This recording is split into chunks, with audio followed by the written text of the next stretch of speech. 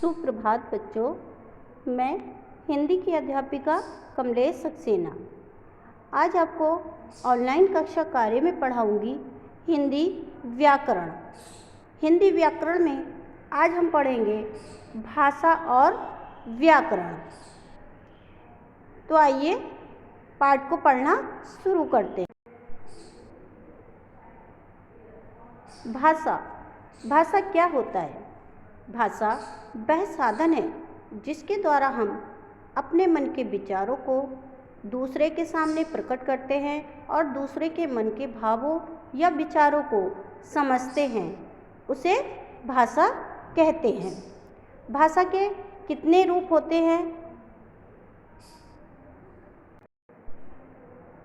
भाषा के दो रूप होते हैं, एक मौखिक और दूसरा लिखित। मौखिक भाषा क्या होता है? मौखिक भाषा जिससे कि हम मुंह से बोलकर दूसरे को अपने भाव प्रकट करते हैं तथा दूसरे के सुनकर दूसरे के भावों को समझते हैं, उसे हम मौखिक भाषा कहते हैं। और लिखित भाषा क्या होता है हमारा? जिसको कि हम लिखकर दूसरे को समझाते हैं और दूसरे का पढ़कर, लिखा हुआ पढ़कर हम समझते हैं, वो लिखित भाषा कहलाता है।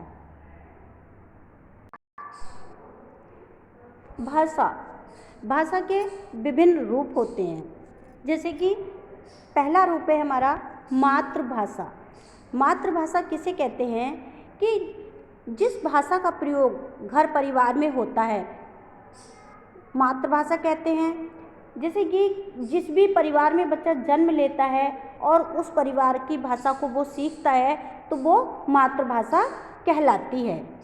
हिंदी भाषा सुनने से बच्चा हिंदी भाषा सीखता है, अंग्रेजी भाषा सुनने से बच्चा अंग्रेजी भाषा सीखता है।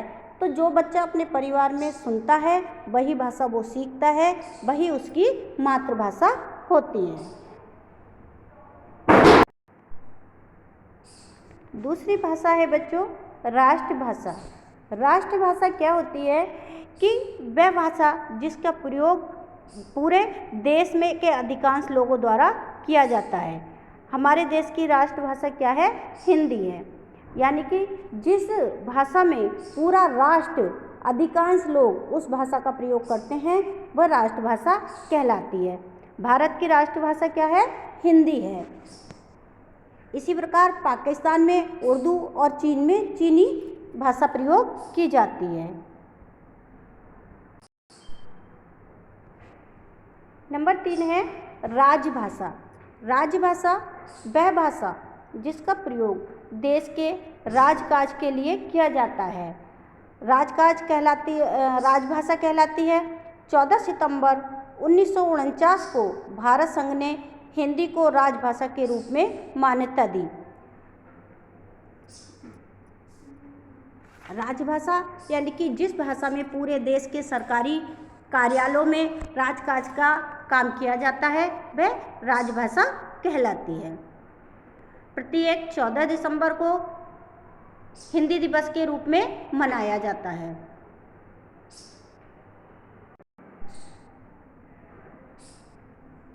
भाषा के अंग होते हैं बोली और लिपि।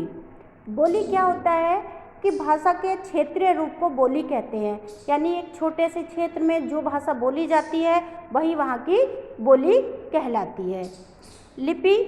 लिपि भाषा के लिखने के लिए जिन चिन्हों का प्रयोग किया जाता है उसे हम लिपि कहते हैं। जैसे हिंदी भाषा है, हिंदी भाषा को लिखने के लिए हम देवनागरी लिपि का प्रयोग करते हैं। पंजाबी भाषा के लिए गुरमुखी भाषा लिपि का प्रयोग किया जाता है। उर्दू भाषा के लिए फारसी लिपि, बांग्ला भाषा के लिए बांग्ला लिपि का प्रयोग किया जाता है। यानी कि बोली क्या है? किसी एक छोटे भूभाग में बोले जाने वाली भाषा को ही बोली कहते हैं। और लिपि भाषा को लिखने के लिए जिन चिन्हों का प्रयोग किया जाता है वो लिपि कहलाती है।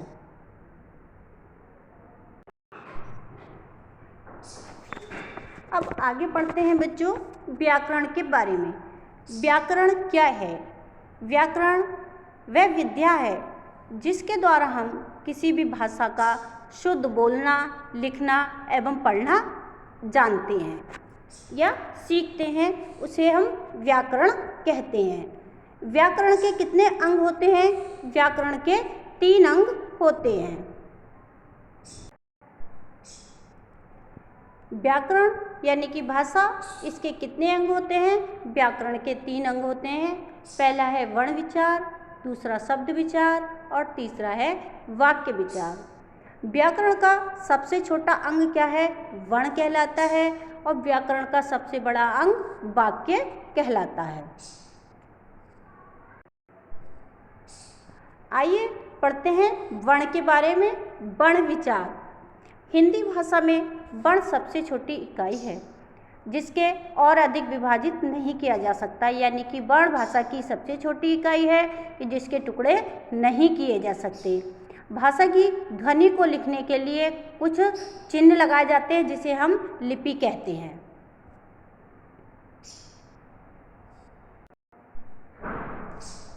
नंबर 2 हमारा शब्द विचार। शब्द विचार क्या है? वर्णों के उस मेल को शब्द कहते हैं जिसका कुछ अर्थ होता है, यानी कि जब 2 वर्ण आपस में मिलते हैं और वो कोई एक सार्थक शब्द बनाते हैं तब हम उसको शब्द कहते हैं। जैसे कमल, राकेश, भोजन, पानी, कानपुर आदि।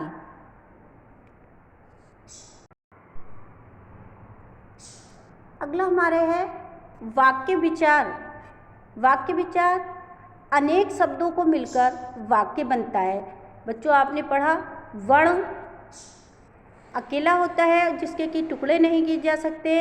जब 2 वर्ण या 2 से अधिक वर्ण आपस में मिलते हैं तब वो शब्द बनता है, और जब अनेक शब्दों को मिलाकर हम बनाते हैं तो वो हमारा वाक्य बनता है, यानी कि अनेक शब्दों को मिलकर वाक्य बनता है। ये शब्द मिलकर किसी अर्थ का ज्ञान कराते हैं, यानी कि किसी बात की पूरी जानकारी हमें देते हैं। जैसे सब घूमने जाते हैं, राजू सिनेमा देखता है, ये हमारा वाक्य विचार है। तो बच्चों इस पार्ट में मैंने आपको पढ़ाया भाषा और व्याकरण। भाषा क्या है? भाषा वह साधन है जिसके द्वारा हम अपने मन के भावों और विचारों को दूसरे तक प्रकट करते हैं तथा दूसरे के भावों और विचारों को समझते हैं। भाषा के कितने अंग होते हैं? भाषा के 2 अंग या भेद होते हैं, मौखिक भाषा और लिखित भाषा। मौखिक भाषा जिससे का प्रयोग हम मुंह से बोलकर तथा दूसरे की बात को सुनकर समझते हैं। लिखित भाषा वह भाषा होती है जिसको कि हम लिखकर दूसरे को समझाते हैं और दूसरे का पढ़कर हम खुद समझते हैं, वो हमारा लिखित भाषा कहलाती है। भाषा के विभिन्न रूप होते हैं, मातृभाषा, राष्ट्रभाषा, राज्यभाषा, अंतर्राष्ट्रीय भाषा और प्रादेशिक भाषा। भाषा के अंग। भाषा के 2 अंग होते हैं, बोली और लिपि। बोली किसी छोटे भूभाग में बोली जाने वाली भाषा को बोली कहते हैं। लिपि भाषा को लिखने के लिए हम जिन चिन्हों का प्रयोग करते हैं उसे लिपि कहते हैं। व्याकरण।